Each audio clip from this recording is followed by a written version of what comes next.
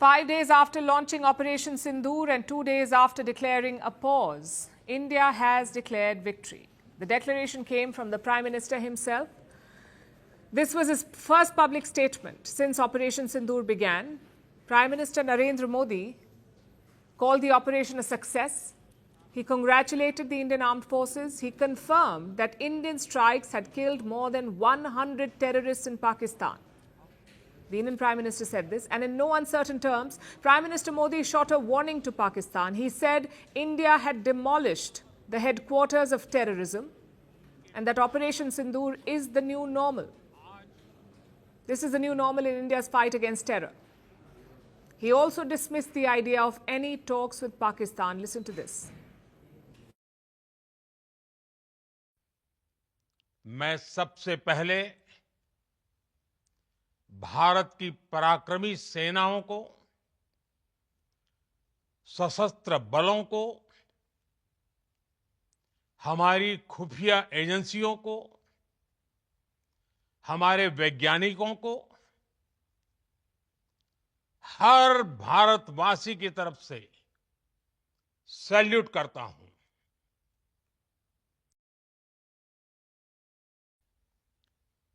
भारत के इन हमलों में 100 से अधिक खूंखार आतंकवादियों को मौत के घाट उतारा गया है।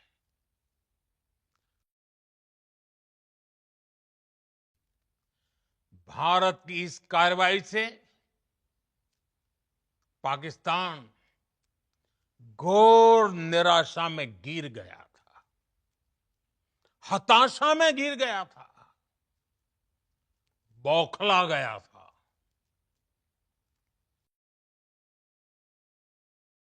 मैं फिर दोहरा रहा हूं, हमने पाकिस्तान के आतंकी और सैन्य ठिकानों पर अपनी जवाबी कार्रवाई को अभी सिर्फ स्थगित किया है। आने वाले दिनों में हम पाकिस्तान के हर कदम को इस कसौटी पर मापेंगे कि वो क्या रवैया अपनाता है।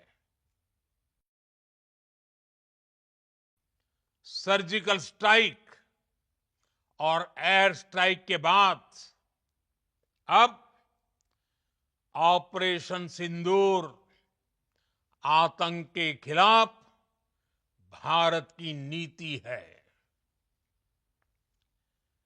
ऑपरेशन सिंदूर ने आतंक के खिलाफ लड़ाई में एक नई लकीर खींच दी है, एक नया पैमाना, न्यू नॉर्मल तय कर दिया है।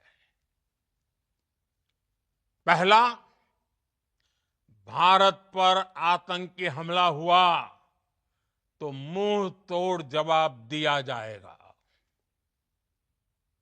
हम अपने तरीके से, अपनी शर्तों पर जवाब देकर रहेंगे।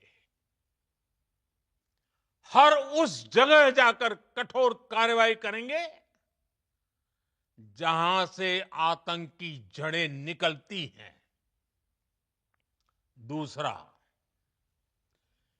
कोई भी न्यूक्लियर ब्लैकमेल भारत नहीं सहेगा। न्यूक्लियर ब्लैकमेल की आड़ में पनप रहे आतंकी ठिकानों पर भारत सटीक और निर्णायक प्रहार करेगा। तीसरा, हम आतंक की सरपरस्त सरकार और आतंक के आकाओं को अलग अलग नहीं देखेंगे।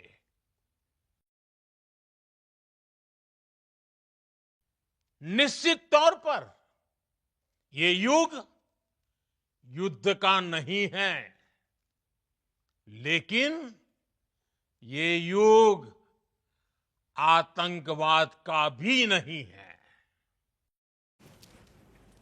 So this is the new normal. Pakistan can no longer hide behind its terror proxies or its nuclear weapons.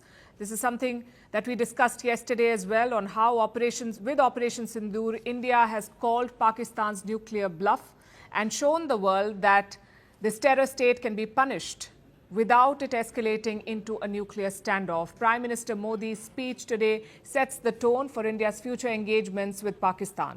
And that tone is uncompromising. Because even now, Pakistan is trying to shift the goalposts.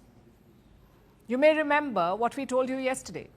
India and Pakistan were scheduled to have military-level talks, a call between the two DGMOs, the Director Generals of Military Operations from India and Pakistan. They were supposed to talk today. The agenda was quite straightforward, how the two militaries would uphold the decision to stop the hostilities. That was the limited point of conversation. But Pakistan deviated from protocol. It tried to bring up diplomatic issues. Reports say Islamabad wanted to discuss the Indus Waters Treaty, specifically India's decision to suspend it. This is far outside the scope of a DGMO-level discussion. DGMOs are not diplomats. They do not negotiate treaties. Their job is clear and specific. They are supposed to coordinate military operations and maintain border stability.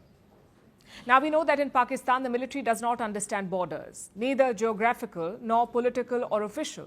But India's military is a professional force, so they refuse to dilute the agenda or to engage in backdoor diplomacy. Basically, India refused to entertain Pakistan's new list of demands. As a result, the call had to be delayed. It was initially scheduled for noon. It was delayed to this evening. These engagements have a well-defined structure. DGMO stands, like I said, for Director General of Military Operations. This is a senior military official. These officials are responsible for all operations on India's borders. India's DGMO is Lieutenant General Rajiv Ghai. On the Pakistani side, the post is held by Major General Kashif Chaudhry. These officials manage active operations during conflict. They also maintain direct communication. Now, the DGMOs of India and Pakistan have a hotline that was established after the 1971 war, inspired by the US and Russia. They had a similar hotline during the Cold War. India and Pakistan adopted a similar measure. This hotline was operational or open throughout Operation Sindoor. Pakistan could have picked up the phone at any point in time and called India. But they finally used it on Saturday. That's when Pakistan reached out to India to end hostilities. So today's call was meant to reinforce that understanding, to discuss ground-level protocols, and to prevent future attacks and define red lines for both sides.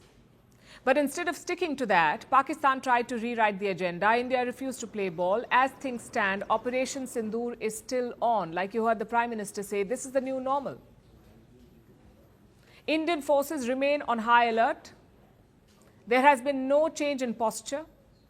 When the call did happen finally in the evening, the DGMOs discussed military protocols, including the use of drones and technical modalities around maintaining the ceasefire. Nothing beyond that.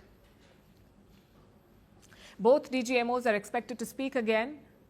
We don't have a date yet, but it should happen sometime soon. Earlier today, we also heard from Donald Trump, the US president, and he has once again offered to mediate. Let me say a few words about the historic events that took place over the last few days. On Saturday, my administration helped broker a full and immediate ceasefire, I think a permanent one, between India and Pakistan, ending a dangerous conflict of two nations with lots of nuclear weapons. And they were going at it hot and heavy, and it was seemingly not going to stop. And I'm very proud to let you know that the leadership of India and Pakistan was unwavering, powerful, but unwavering in both cases, and having these. They really were, from the standpoint of having the strength and the wisdom and fortitude to fully know and to understand the gravity of the situation. And we helped a lot. And we helped also with trade. I said, come on, we're going to do a lot of trade with you guys. Let's stop it. Let's stop it. If you stop it, we're doing trade. If you don't stop it, we're not going to do any trade. People have never really used trade the way I used it. That I can tell you. And all of a sudden they said, I think we're going to stop. He clearly doesn't get it. President Trump is framing this as a trade issue. But those who understand the history of this conflict, those who understand this conflict, know that it runs far deeper. This is not about economic ties, and this one was not even about Kashmir. This was about India's fight against Pakistan-sponsored terrorism. And today, Prime Minister Modi has made it clear India is stepping up its fight against terror.